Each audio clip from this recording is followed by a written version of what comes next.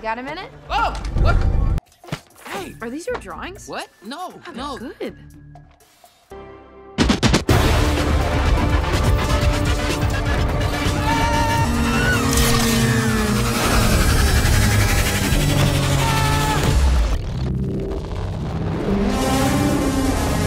The Cosmic Circus mengatakan bahwa total ada 240 varian Spider-Man yang tersebar ke berbagai macam universe. Tanpa berlama-lama lagi, ini dia breakdown Spider-Man Across the Spider-Verse, and welcome back to Clip on X Breakdown. Oke, pertama-tama gue jelasin sedikit apa aja sebenarnya yang terjadi pada ending Spider-Man Into the Spider-Verse dan juga teaser Spider-Man Across the Spider-Verse. Di ending Spider-Man Into the Spider-Verse itu kita kan diperlihatkan si Gwen dan para Spider-Man variant lainnya masuk ke universe mereka masing-masing setelah membantu si Miles untuk mengalahkan Kingpin. Namun ketika pas menjelang post credit, kita diperlihatkan kalau Gwen bisa membuka sebuah portal ke universe-nya Miles Morales. Dari sini akhirnya menjadi tanda tanya dong, mengapa si Gwen ini bisa membuka portal multiverse? Apakah kalian ingat kalau sebenarnya Gwen ini tiba-tiba muncul begitu aja di tengah-tengah film ketika Peter B. Parker dan juga Miles Morales sedang berada di hutan? Itu jadi tanda tanya besar, kok bisa si Gwen itu tahu mereka di situ, dan di situ juga Gwen sengaja ingin bergabung dengan mereka. Dari sini akhirnya gue makin yakin soal teori kalau sepanjang Into the Spider-Verse movie kemarin, Gwen itu udah terplanning untuk melakukan itu semua karena pada saat itu multiverse sempat berhantaman akibat ulahnya si Kingpin. Mungkin itulah salah satu penyebab mengapa Gwen memutuskan untuk travel ke universe-nya Miles Morales, karena memang sempat berhantaman juga. Rencana awalnya mungkin dia ingin menanganinya sendiri, namun karena melihat banyaknya Spider variant yang terlibat, akhirnya dia nimbrung. Jadi simpelnya dia dari awal banget itu bukan terpental, tapi memang dia yang memutuskan buat buka portal ke universe-nya Miles.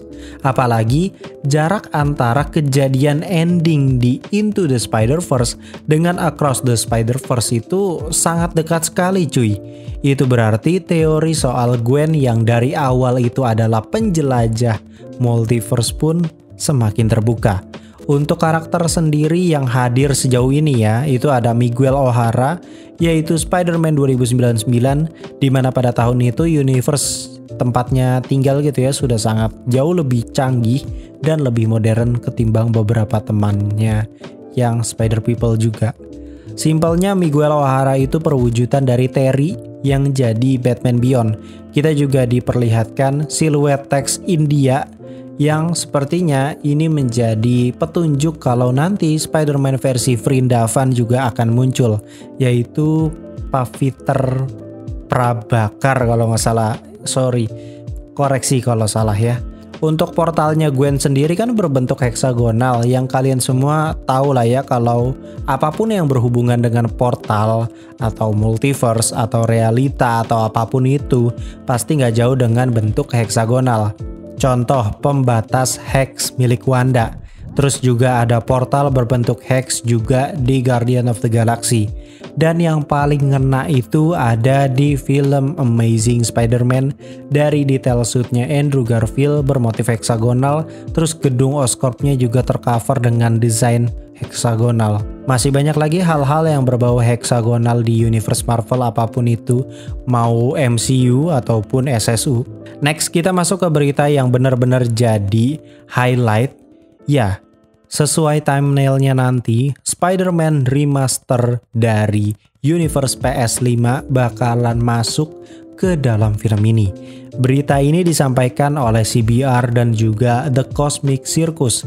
Pada berita itu tertulis jelas bahwa akan ada tim baru untuk film Across the Spider-Verse ini.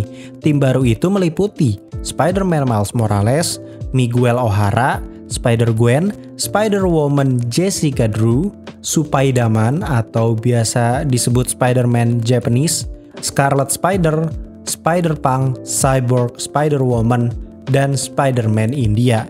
Itu adalah berita beberapa bulan yang lalu soal anggota timnya ya. Dan ternyata ada berita baru lagi nih yang baru banget gue baca beberapa jam yang lalu. Kalau ada 2 Spider-Man lagi yang bakal join di film ini. Yang pertama itu adalah Spider-Man live action, yaitu Tom Holland Spider-Man, dan juga Spider-Man Remastered atau Spider-Man dari universe PlayStation yang dikembangkan oleh Insomnia. Untuk versi Tom Holland sendiri masih dipertanyakan beritanya karena kan ini udah masalah kontrak sama Marvel Studio kan si Kevin ini. Kalau dihubungin sama Tom secara tidak langsung, Spider-Man Into the Spider-Verse sequel itu bakalan terhubung juga pada cabang universe yang terbentuk akibat Sylvie yang membunuh He Who Remain.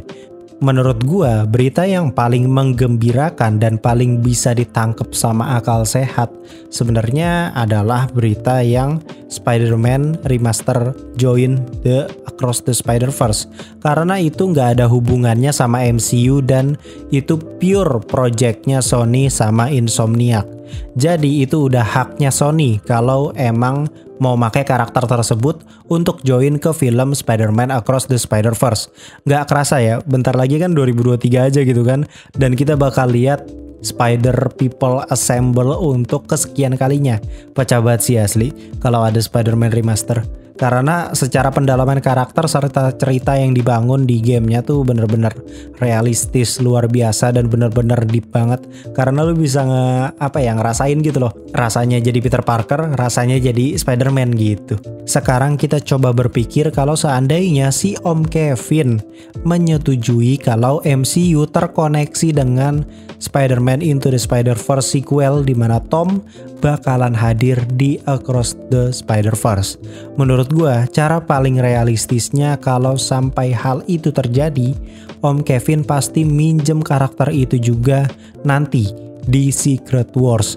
Jadi nggak hanya karakter kayak trio Spidey aja yang muncul di Secret Wars, tapi ada pasukan khusus di mana isinya itu Spider People semua buat lawan Kang the Conqueror ataupun Dr. Doom. Menurut gua itu adalah satu-satunya cara paling realistis biar simbiosis mutualisme aja gitu, saling menguntungkan satu sama lain antara dua perusahaan ini. Itu pun kalau si Om Kevin mau. Kalau nggak mau ya udah berarti yang hadir cuman Spider-Man Remaster aja. Berarti pas ya kan? Ada 10 orang kalau nambahnya cuman yang versi game doang. Kalau sama Tom ya jadi 11 orang. Tapi kalau seandainya Sony menarik Spider-Man Remaster, berarti akan jadi plot hole sedikit dimana seharusnya si Miles Morales versi PlayStation juga ikut hadir dong. Karena dia kan juga Spider-Man. Harusnya dia juga ikut serta sama seperti Spider People yang lain. The Cosmic Circus mengatakan bahwa total ada 240 varian Spider-Man yang tersebar ke berbagai macam universe. Nah, masih belum jelas 240 varian ini siapa aja. Kebayang lah ya, itu Secret Wars bakar duitnya kayak gimana kalau misalkan memang mereka berani munculin 240 varian Spider-Man doang cuy, anjir, belum yang lain. Makanya perangnya tuh terpisah sampai 2 bagian kan, yaitu Avengers Kang Dynasty dan juga Avengers Secret Wars. Harapan gua untuk Spider-Verse Sony ini adalah mereka bisa mengoptimalkan kesempatan besar ini. Karena menurut gua dengan adanya konsep multiverse, mereka sudah enak banget buat ngobok-ngobok cerita dan apapun itu yang berkaitan dengan Spider-Man.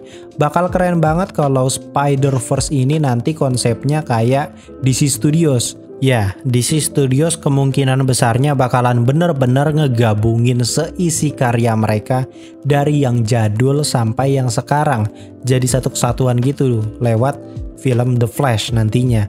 Begitu juga dengan Across the Spider-Verse yang sepertinya jadi kesempatan besar untuk menyatukan semua Spider-Man dari yang versi jadul sampai yang paling baru.